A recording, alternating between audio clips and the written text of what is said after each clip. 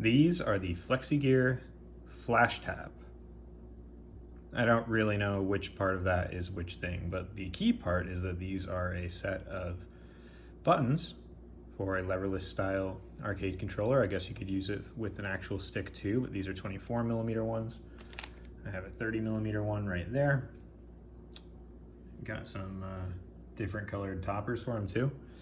What makes these guys special is that instead of using a mechanical keyboard switch or a rubber dome, they use a mouse switch. Look at how little travel is happening there. It says on the bottom 60 plus or minus 5.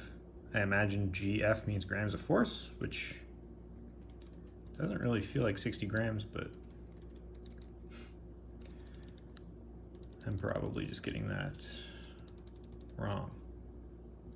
Either way, these things feel great and I can't wait to get them in my board.